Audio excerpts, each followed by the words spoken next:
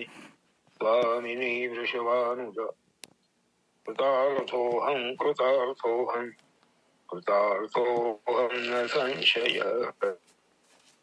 वाञ्छाकल्पतरुभ्यश्च कृपा सिन्धुभ्यैव च पतितानां पावनेभ्यश्च वैष्णवेभ्यो नमो नमः।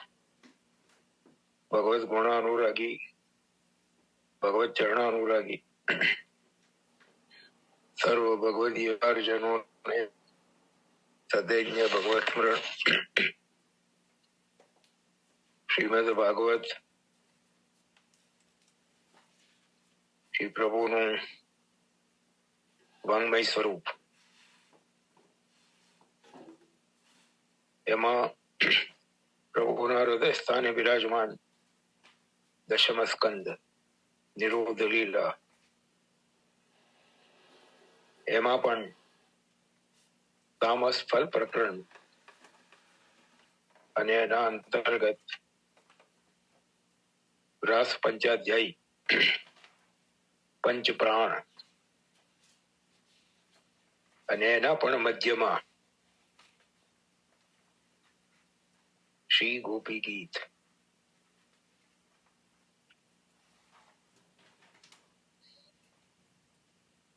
ઉદ્ધવજીના હૃદયમાંથી ઉદ્ગાર થયા યાસામ હરિકથોદ્ગીતમ પુનાતિ પૂર્ણત્રયમ. જેમના દ્વારા ઉચ્ચ સ્વરે ગવાયેલું ભગવાનના ગુણાનુવાદનું ગીત ત્રણેય ભુવનને પાવન કરે છે એવા શ્રી ગોપીજનો પ્રેમ કી ધ્વજા રમ રૂપા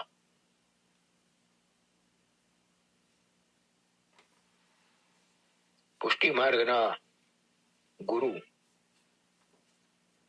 એવા શ્રી ગોપીજનો દ્વારા ગવાયેલું આ ગોપી ગીત એના 19 માંથી 13 શ્લોકોનું રસપાન અત્યાર સુધીમાં આપણે ભગવત કૃપાથી શ્રી ગોપીજનોની કૃપા શ્રીમદ આચાર્ય ચરણોની કૃપાથી અને પરમ આદરણીય પરમ ભાગવત શ્રી નવનીત પ્રિય શાસ્ત્રીજીની આડીથી પૂર્ણ કર્યું. આજે આપણે 14મા શ્લોકથી પ્રારંભ કરીએ છીએ.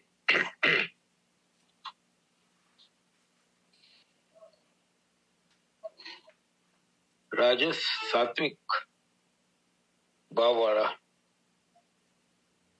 અન્ય પૂર્વાયુથના ગોપીજને ગાયેલો આ શ્લોક છે. સુરતવર્ધનમ શોકનાશનમ પરિતવેણુના તુષ્ટચુંબિતમ ઇતર રાગ વિસ્મારણમ નૃણામ ઇતર વીર નસ્તે ધરામૃતમ.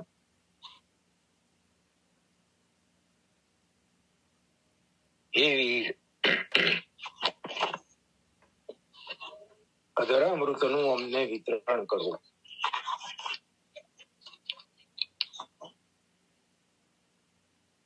અધરામૃતના 4 ગુણ બતાવે. તુરત વર્ધનમ,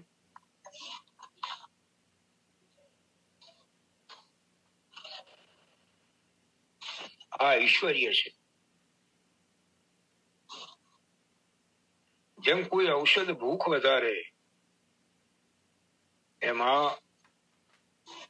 કામવર્ધક છે. અહીં કામનો અર્થ સમજવાનો. પ્રભુ પ્રત્યેના અલૌકિક મનોરથ. પ્રભુ પ્રત્યેના અલૌકિક મનોરથોમાં પ્રભુનું અધરામૃત અભિવૃદ્ધિ કરે છે. એટલે એને સાધન બલ કહ્યું. આ સાધન છે પ્રભુ પ્રત્યેના અલૌકિક મનોરથોમાં વૃદ્ધિ કરવા. શોકનાશનમ, અંતઃકરણના સર્વ દોષનો નાશ કરે છે. શોક નષ્ટ થાય છે. આ જ્ઞાન વૈરાગ્ય રૂપ છે. જ્ઞાન અને વૈરાગ્ય આવે એટલે શોક નાશ પામે. ઐશ્વર્ય ધર્મ વીર્ય છે. આ ફલ બલ કયું. ત્રીજો ગુણ કયો સ્વરિત વેણુના સુષ્ટુ ચુંબિતમ. સ્વરિત વેણુથી, જે વેણુમાંથી સ્વર પ્રકટ થઈ રહ્યા છે, પ્રભુ વેણુને અધર પર ધરીને એમાં સ્વર ભરી રહ્યા છે, એવા વેણુથી સુષ્ઠુ ચુંબિતમ, સુંદર રીતે ચુંબિત છે. યશોરૂપ છે. નાદજ્ઞ લોકો યશોનો વાદ કરે. નાદને જાણનારા, નાદ બ્રહ્મનું સ્વરૂપ છે, એને જાણનારા લોકો ભગવાનના યશનું ગાન કરે, ભગવાનના યશનું વર્ણન કરે. વેણુ પરમ ભક્ત છે.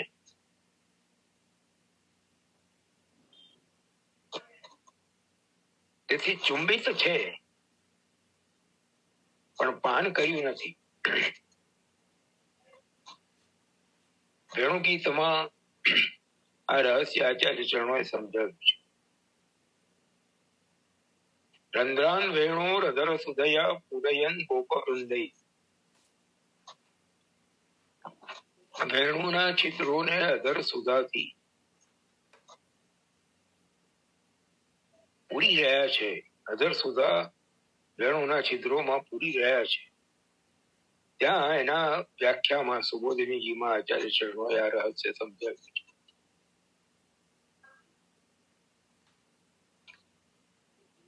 વેણુને અધર સુધાનો સ્પર્શ નથી. પછીના શ્લોકમાં કિમ આચરયદ કુશલસ્મ વેણુ, એમાં ગોપીજનોએ પાછો એવો પણ રહસ્ય સ્ફોટ કર્યો છે કે એ વેણુએ ભગવદ ઈચ્છાથી એ સુધાનું પાન પણ કર્યું છે. અહીંયા પણ એમ કે છે સ્વરિત વેણુના સુષ્ઠુ ચુંબિતમ. જે વેણુથી સ્વર પ્રકટ થઈ રહ્યા છે એવા વેણુથી સારી રીતે અધર સુધાનું ચુંબન કરવામાં આવ્યું છે, પણ પાન કર્યું નથી. આ પ્રમાણ બલ છે. વેણુનાદ કોઈ સાધારણ બંસી વગાડનાર કલાકાર બંસી વાદન કરે, વેણુ વાદન કરે, એ વેણુનાદ નથી. વેણુનાદ વેદાત્મક છે. કેમ વેદાત્મક છે? શ્રુતિ એમ કે છે વંશસ્તુ ભગવાન રુદ્ર. વાંસ એ ભગવાન શિવનું રૂપ છે અને વેણુ વાંસથી બને છે, માટે વેણુ શિવરૂપ, શિવ વેદ રૂપ. શિવો વેદ અને વેદ પ્રમાણ રૂપ છે. એટલે એ પ્રકારથી જોતા વેણુનાદ એ વેદાત્મક છે. અને ચોથો ગુણ કયો ઇતર રાગ વિસ્મારણ નૃણામ.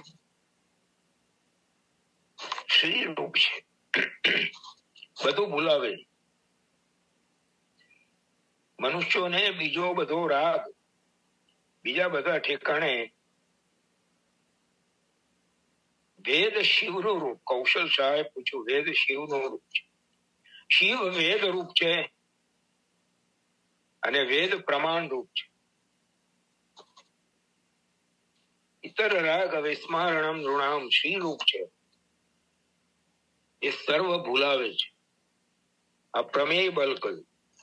આમ ચારે પ્રકારના પુરુષાર્થનું દાન કરનાર અધરામૃત તો સ્વતઃ પુરુષાર્થ રૂપ જ છે. નૃણામ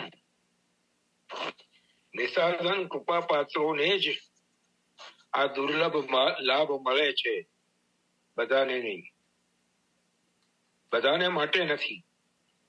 જે નિસાધન છે અને કૃપા પાત્ર છે એમને આ લાભ પ્રાપ્ત થાય છે, બધાને નહીં. નિસાધનતાનો વિચાર આપણે સત્સંગમાં પૂર્વમાં કરી ચૂક્યા છીએ. બધા સાધનો અજમાવ્યા, પ્રભુ પ્રગટ ન થયા.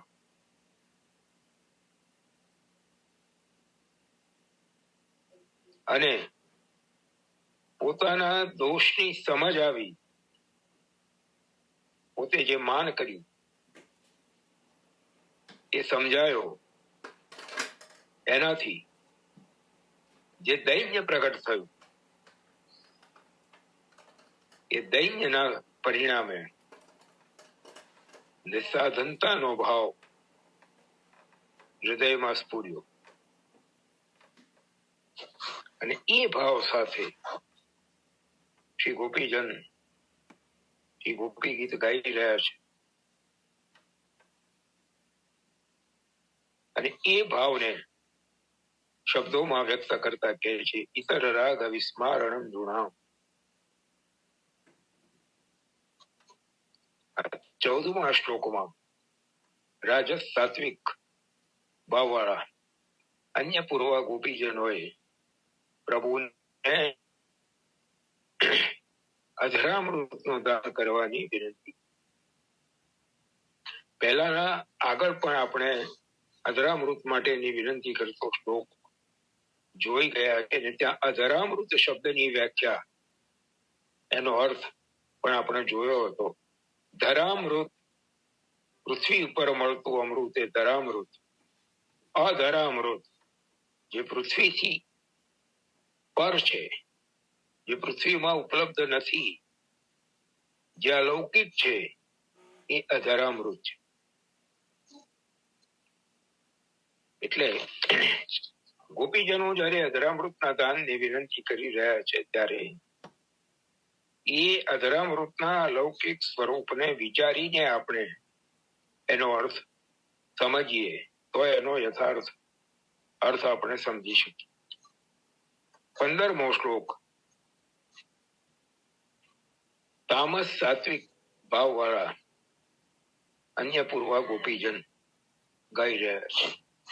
અટતિ યદ ભવાન અન્નિકાનનમ સુટે યોગાયતે ત્વામ પશ્યતામ કુટિલ કુંતલમ શ્રીમુખમ ચ તે જડૌ દેક્ષતામ પક્ષ્મકૃત દશામ. આ તામસ સાત્વિક,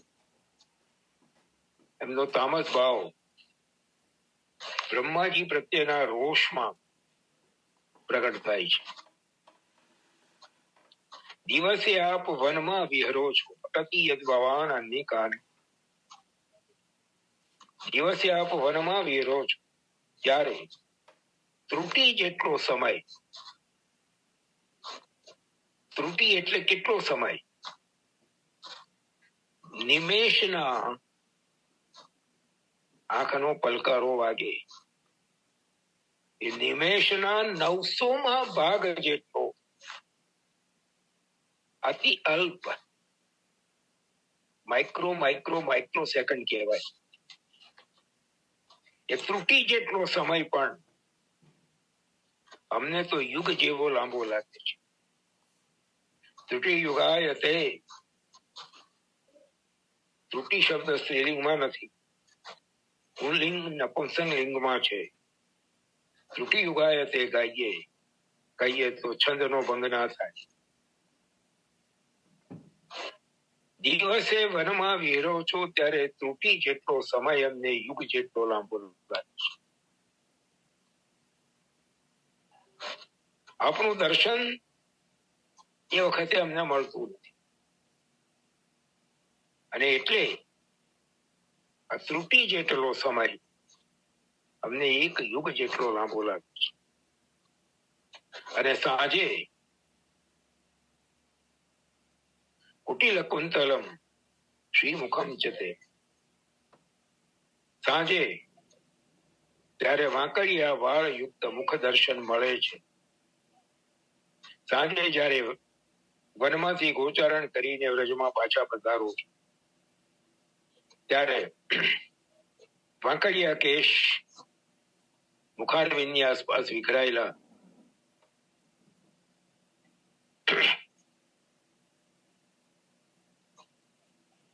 એનું એવા મુખારવિંદનું જયારે દર્શન મળે છે ત્યારે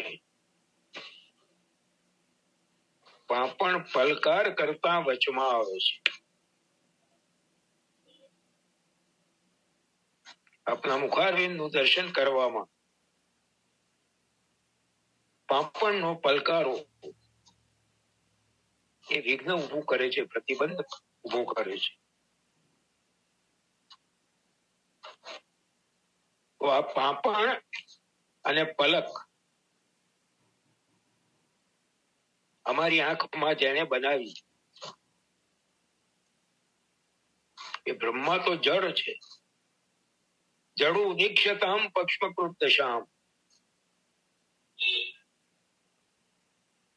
આ બ્રહ્માએ અમને આંખો આપી એ તો સારું કર્યું કે આપના દર્શન કરીએ છીએ. પાંપણો આપી ત્યાં સુધી વાંધો નથી, પણ પાંપણોને પલકારા કરતી કેમ બનાવી? એ પલકારો થાય છે અને અમને આપના દર્શનમાં વિઘ્ન ઉભું થાય છે. એટલે એ જેણે કર્યું, પાંપણોને પલકારા કરતી જેણે બનાવી એ બ્રહ્મા તો જડ છે. નંદાજીએ પણ બ્રહ્માજીને ઠપકો આપતા કહ્યું છે, બડો મંદ અરવિંદ સુત જી નહીં પ્રેમ પહેચાન. એ પ્રેમ તત્વને ઓળખતા જ નથી, એટલે બુદ્ધિ વગરના છે. અરવિંદ સુત કમલમાંથી ઉત્પન્ન થયા છે પણ મંદ છે. બ્રહ્માને પ્રેમનો પરિચય શું? જળમાંથી થયેલા જળ જ હોય ને. દેવોને પાંપણ પલકાર નથી. દેવોની આંખો ઉપર જે પાંપણો છે એ પલકારા નથી મારતી, કારણ કે એ અલૌકિક જોનારા છે. તો પછી અમે તો એનાથી વધારે અલૌકિક, સાક્ષાત કૃષ્ણ મુખ જોનારા, છતાંય અમને પાંપણ પલકાર કર્યા. અનુચિત કર્યું ને. દેવો લાંબુ જીવે અમર કહેવાય, તેમ અમે પણ, કારણ કે અમને પણ એક એક ત્રુટી જેટલો સમય એક યુગ જેટલો વીતે છે, એટલે અમારું આયુષ્ય તો કેટલા યુગોનું કહેવાય. છતાં પણ પાંપણ પલકાર કર્યા. ભગવાન વનમાં વ્યર્થ ફરે છે, અમે વનમાં જઈ શકતા નથી.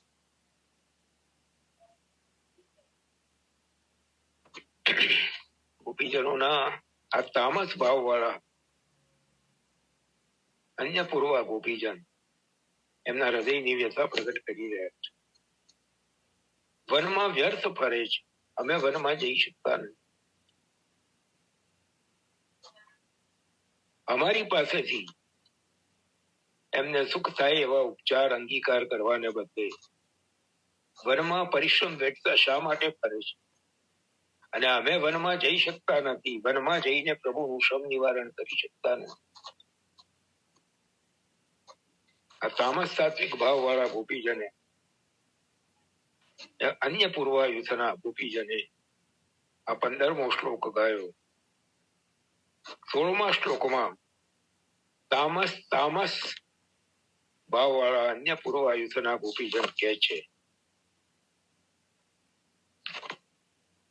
પતિ સુતાન વય ભ્રાતૃ બાંધવાન અતિ વિલંગ્ય ત્યચ્યુતા ગતા ગતે વિધસ્તવો ગીત મોહિતા કિતવ યોષિત કસ્ય જૈન નિશી. અચ્યુત, આપને સ્વતઃ કામ નિવૃત્તિનો ભય નથી. લૌકિક પુરુષની જેમ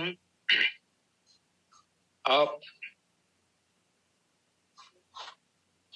અચ્યુત થતા નથી, પોતાના સ્થાનથી ભ્રષ્ટ થતા નથી, માટે અચ્યુત છો.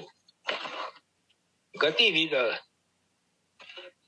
આપ સર્વની ગતિ જાણનારા છો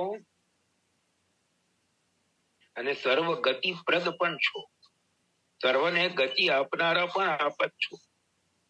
દરેક જીવ માટે જયારે વિચરણ થયું, છૂટો પડ્યો, ત્યારે એની ગતિ આપે નક્કી કરેલી છે.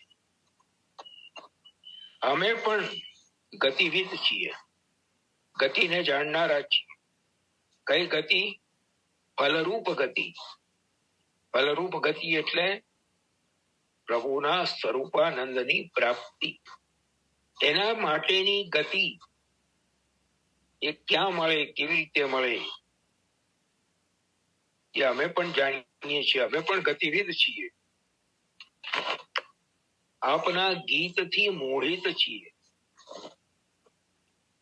ગતિવિદસ્તવો ગીત મોહિતા, આપના ગીતથી મોહિત છીએ. પતિ સુતાન વય ભ્રાતૃ બાંધવાન અતિ વિલંગ્ય ત્યચ્યુતા ગતા. પતિ પુત્ર વગેરે અને સગા વાલા સ્વજનો બધાને સંપૂર્ણપણે છોડીને આપની પાસે આવ્યા છે. સર્વ સ્વજનનો પરિત્યાગ કરીને તેથી તો વનમાં આવ્યા છીએ. અમારી ગતિ શું છે? અમારી ગતિ આપના ચરણોમાં છે, અમને ખબર છે, માટે તો અમે વનમાં આવ્યા છીએ. કિતવ, આ તામસ ભાવ વાળા ગોપીજન છે એટલે એમનો તામસ ભાવ પ્રગટ થાય છે. કિતવ, કપટી. કપટી, આપને માટે અમે સ્વજન છોડ્યા અને હવે વન છોડાવી રહ્યા છો. કિતવ યોષિત, પદ આખું લઈએ તો કિતવાનામ સંબંધિન્ય સ્ત્રીય અર્થ થાય. ગોપીજન તો પ્રભુના જ અનન્ય છે. ગોપો તો યોગ માયાના મોહથી પોતાના માત્ર માને છે. આ અન્ય પૂર્વા છે. પૂર્વમાં વિવાહ થઈ ચુક્યા છે એટલે એમના પતિ જે છે એ યોગ માયા દ્વારા ઉત્પન્ન થયેલા મોહના કારણે એમને પોતાના માને છે, પણ વાસ્તવમાં ગોપીજન તો કેવલ પ્રભુને જ અનન્ય છે. અને છતાંય રાત્રે વનમાં અમને આમ બોલાવીને અમારો ત્યાગ કરો છો, એ આપના વિના કોણ કરે? કસ્ત્યજેન નિશી, સ્ત્રીઓનો આવી રીતે રાત્રે વનમાં બોલાવીને ત્યાગ કરો છો, એ આપના આપ જેવા કપટી સિવાય કોણ કરે? હવે અન્ય પૂર્વાયુધના તામસ રાજસ ભાવવાળા ગોપીજન 17મો શ્લોક ગાઈ રહ્યા છે. રહસી સંવિદમ રુચયોદયમ રહસિતાનનમ પ્રેમ વીક્ષણમ બૃહદુરશ્યો વીક્ષ્યદામતે મુહુરતિ સ્પૃહમ મુહ્યતે મન.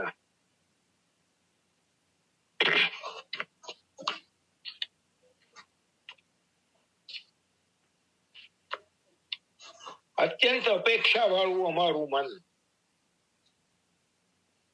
આપના તરફથી ઘણી બધી અપેક્ષાઓ લઈને આવ્યા છે. અમારા મનોરથોની પૂર્તિ માટે. એટલે અત્યંત અપેક્ષા વાળું અમારું મન મોહ પામે છે. એના 3 કારણ. એકાંતમાં આપેલું વિહાર જ્ઞાન, જેથી અપેક્ષા અધિક વધે છે. ભૂતકાળમાં જ્યારે આપણી સાથે એકાંતમાં મિલન થયું ત્યારે આપે જે સુખનું દાન કરેલું એ અમને યાદ આવે છે. અને એને કારણે અમારી અપેક્ષાઓ એ ચાહ રહી સુખ ઓરની, કરીએ તો સુંદર સાવરો તોટા ઠાડો નંદ કિશોરી, થકિત ભઈ ઉनको મુખ નિરખત ચાહ રહી સુખ ઓર. એ અપેક્ષાઓ અધિક વધે છે. બીજું કારણ છે પ્રેમાવલોકન યુક્ત હસતું શ્રીમુખ. આપનું મુખારવિંદ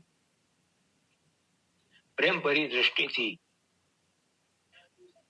સ્મિત મુખારવિંદ ઉપર ધારણ કરીને અમારા તરફ જુઓ છો, એ અમારા મનને મોહ પમાડે છે. અને ત્રીજું, આપનું વિશાળ વક્ષસ્થાન જે લક્ષ્મીજીના નિવાસ રૂપ છે. 6 ગુણો ભગવત સ્વરૂપના છે.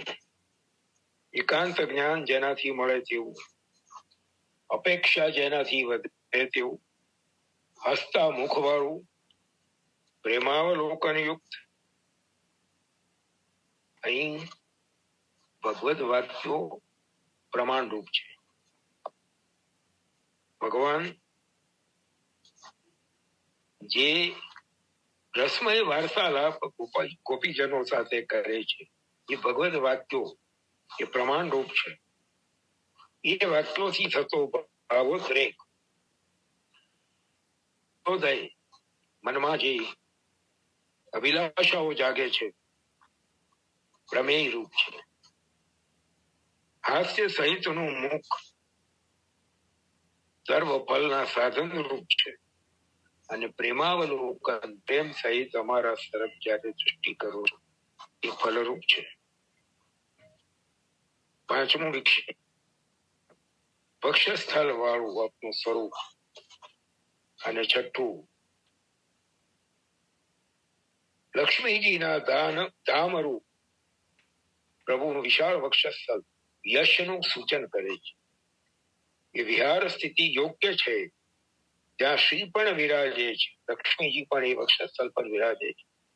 હસતું મુખ સઘળા ક્લેશને હરે છે, તેથી કામ વધે છે.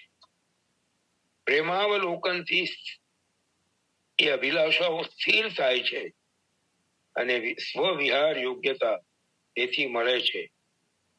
એકાંત જ્ઞાનથી વિહારની ચતુરતા મળે છે. આવા સ્વરૂપ દર્શનથી તો સઘળા મનોરથો પૂરા થશે એમ લાગે છે. ગોપીજનો પૂર્વમાં પ્રભુ સાથેના પોતાના અનુભવોના આધારે આ વચન કહી રહ્યા છે. અને એના આધારે ગોપીજનોને એમ લાગે છે કે અમારા સઘળા મનોરથો પૂરા થશે. મન તેથી ખૂબ લોલુપ થઈ જાય છે, મોહ વધે છે, પણ આ પ્રગટ નથી થતા એટલે મનોરથ ફળતો નથી. તેથી તો મૂર્છા જ થાય છે.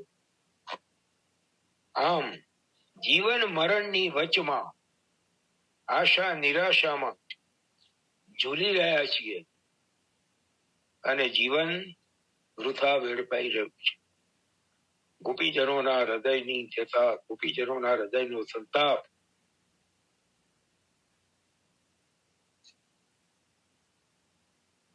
આ રીતે શબ્દો દ્વારા પ્રગટ થઈ રહ્યો છે.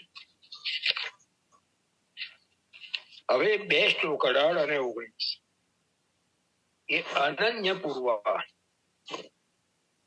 યુથના તામસ સાત્વિક અને તામસ રાજસ ગોપીજનોના ગાયેલા છે.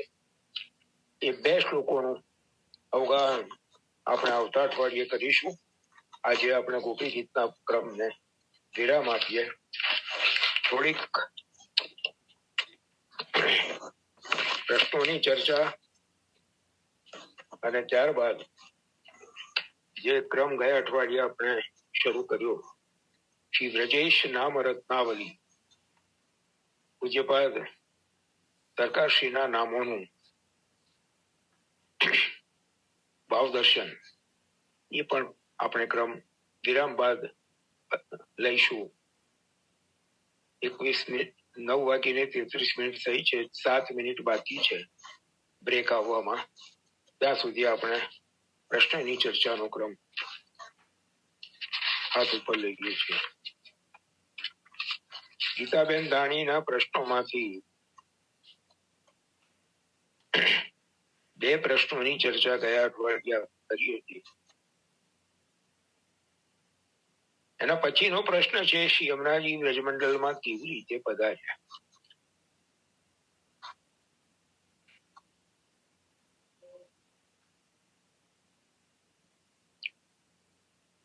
શ્રી યમુનાષ્ટકના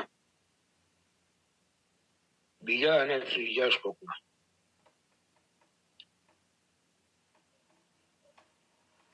શ્રીમદ આચાર્ય ચરણોએ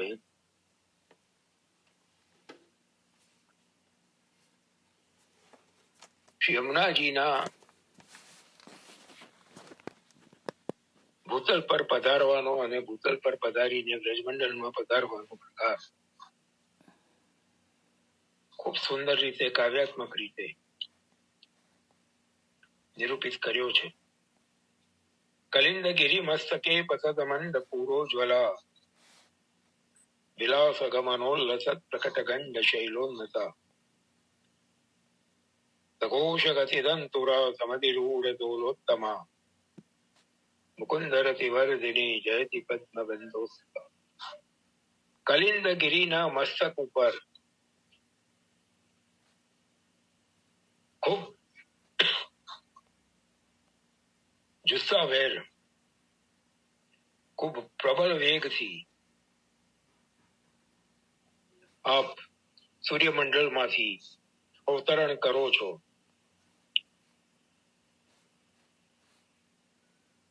ત્યારે ખૂબ વેગથી જલ કલિંદગીરીના મસ્તક ઉપર જ્યારે પડે છે, ત્યારે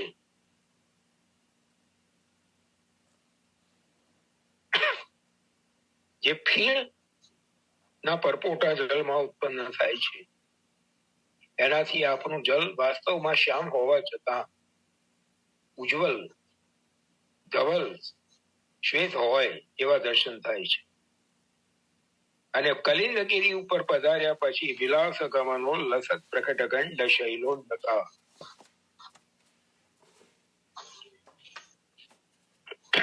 પર્વતના ખડકો, ઊંચી ઊંચી શિલાઓ ઉપર કૂદતા કૂદતા કોઈ અભિસારિકા પોતાના પ્રિયતમને મળવા આતુર ગતિથી જઈ રહી હોય એમ આપ એ કલિંદગીરીના ખડકો ઉપર, ઊંચી ઊંચી શિલાઓ ઉપર કૂદતા કૂદતા નીચે પધારી રહ્યા છે. સઘોષ ગતિદંતુરા, અને એનાથી જે જલના પ્રવાહનો વેગ શિલાઓ ઉપર પછડાવાને કારણે એક ધ્વનિ ઉત્પન્ન કરી રહ્યો છે. ગંગોત્રી યમનોત્રીની યાત્રા જેમણે કરી હશે એમને ખ્યાલ હશે કે ત્યાં જલના પ્રવાહનો વેગ એટલો હોય છે અને એનાથી જે ઘોર ઉત્પન્ન થાય છે, જે અવાજ ઉત્પન્ન થાય છે, એ જાણે આપણને બીજો બધો અવાજ સાંભળી ના શકાય એટલો ઊંચો અવાજ હોય છે. એટલે સઘોષ ગતિદંતુરા સમધિરૂઢ દોલોત્તમા, અને કોઈ નવોડા પિયરથી પહેલી વાર સાસરીમાં જઈ રહી હોય અને પાલખીમાં બેસીને યાત્રા કરી રહી હોય એવું આપના પ્રવાહનું દર્શન થાય છે. એમ શ્રી મહાપ્રભુજી અદભુત કાવ્યાત્મક પ્રકારથી યમુનાજીના પધારવાનું વર્ણન કરી રહ્યા છે. મુકુંદ રતિ વરદિની જયતિ પદ્મબંધો સુતા. ભગવાનનો સ્વભાવ છે મુક્તિ આપવાનો. મુકુંદ મુક્તિ દદાતી છે મુકુંદ. પણ એમનામાં જીવોના પ્રેમને વધારનારા અને સાથે સાથે જીવોમાં ભગવાનના પ્રેમને, મુકુંદના પ્રેમને વધારનારા એ પદ્મબંધુના સુતા પુત્રી, પદ્મ કમલ, કમલના બંધુ સૂર્ય, એના પુત્રી એવા આપનો સદાય જય થાય છે. તો આ કલિંદગીરી મસ્તક ઉપર આધિદૈવિક સૂર્યમંડળમાંથી પધારતા યમુનાજી અને ત્યાંથી કલિંદગીરીના શિખરોને, શિલાઓને, 1 મિનિટ બાકી છે ભાઈ. લિંક મૂકી દીધી છે. સતીશ કાકા 1 મિનિટ જોઈ લઉં. હા તુષારભાઈ મૂકી દીધી છે. મૂકી દીધી છે ને બસ. મૂકી દીધી છે. એટલે એના પછી આપણે તરત પાછી એ લિંકનો ઉપયોગ કરીને જોડાઈ જવાનું છે. સત્સંગ આપણો ચાલુ છે. યમુનાજીના ભૂતલ ઉપર પધારવાનો પ્રકાર બીજા શ્લોકમાં શ્રી મહાપ્રભુજીએ બતાવ્યો. પાલખીમાં બિરાજીને કોઈ નવવધુ જાણે સાસરે જઈ રહી હોય પોતાના પતિને મળવા, એવી રીતે ઉછળતા કૂદતા યમુનાજી કલિંદગીરીના શિખર ઉપરથી